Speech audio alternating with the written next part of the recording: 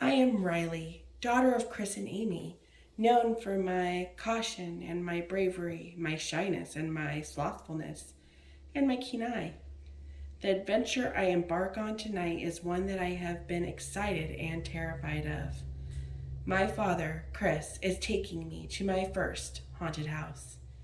He has taken his time to find the perfect haunting experience for me. We have liked to watch scary movies together. The haunted house is called The Creepy Carnival. It is a clown themed haunted house. My dad has made a bet with me. He doesn't think I will be able to make it through the entire haunted house without freaking out. I'm going to prove him wrong.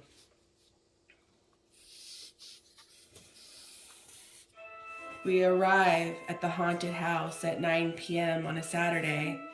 There's a chill in the air, and just a bit of fog and wispy clouds cover the moon. I look up at the haunted house. It looks like a big circus tent. There is circus music, but it's not quite right. It's in a minor key, a little bit dark. We start toward the entrance and can already hear people screaming in the background. There are 6 rooms in total. Every room will be different. It is also supposed to be more difficult, scarier as we go on.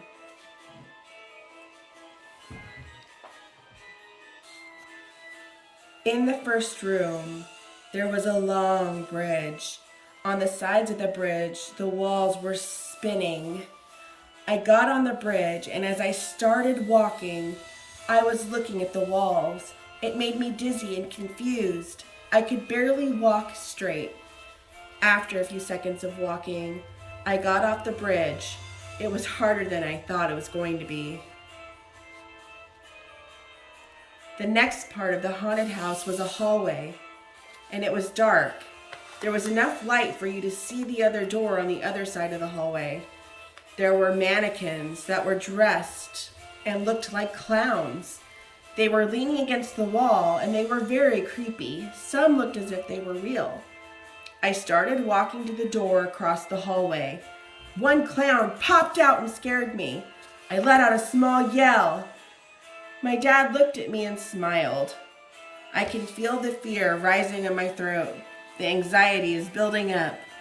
I look over and see in the dark corner an exit sign that is softly glowing and beckoning me to safety. I took a deep breath. The clown backed up and I started walking again. I took a few steps and another clown popped out and scared me. He backed out up. I took 3 more steps, and this time 2 clowns popped up. They backed up and walked into the next room.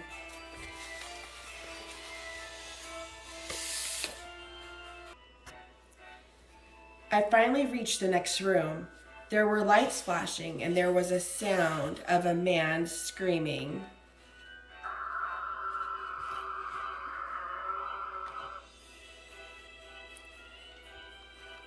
And I also heard electric sounds.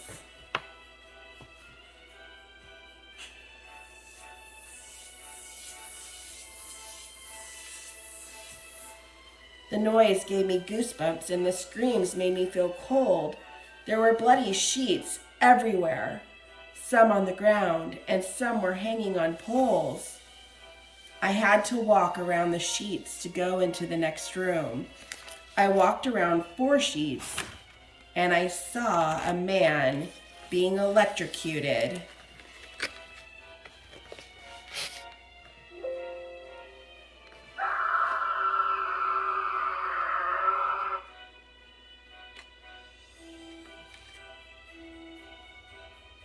Behind him, a large man in a dark mask was flipping a large switch that started the electrocution. I saw the door I needed to go through on the other side of the chair. I walked around and went through it. We walked slowly into the next room. There was a dim light and smoke was all around our feet. I could taste the flavor of the smoke.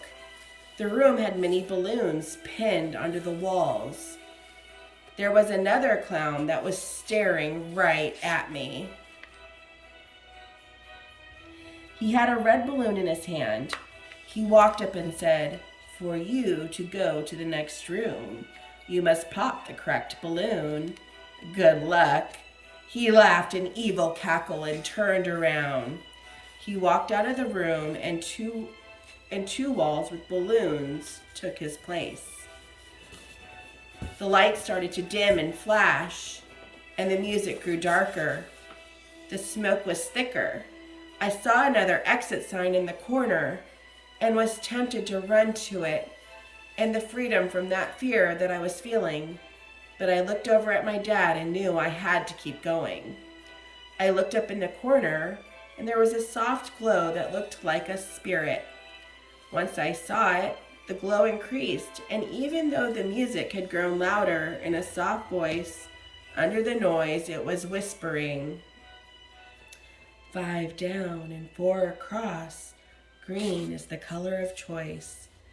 I knew it was the answer. We looked at the balloons and counted 5 rows down and 4 over. There was a green balloon. I touched the balloon and the door swung open.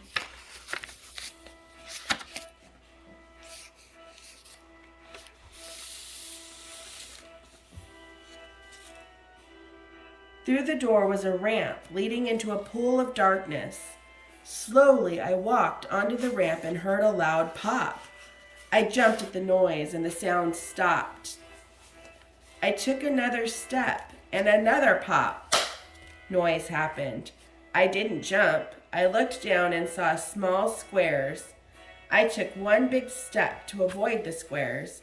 I reached the door into the next room. I got to the last room, and all I could see was fog, and all I could hear was a chainsaw.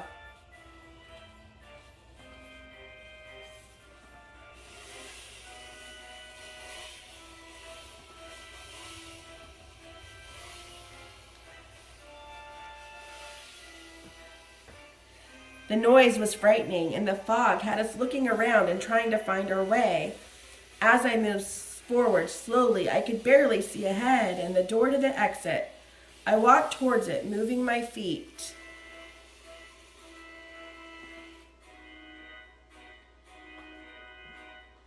More quickly at the sight of freedom, I was moving my feet more quickly. Suddenly, a man with a chainsaw has jumped out and is running towards me. I spin around. I can see on the other opposite side a glowing exit sign, but I know if I quit now, close to the end, I will always regret it. I turn around and walk forward, raising my head.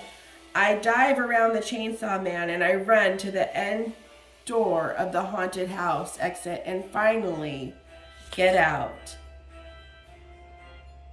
That was the funnest and the most frightening thing I have ever done. I can't wait to do it again.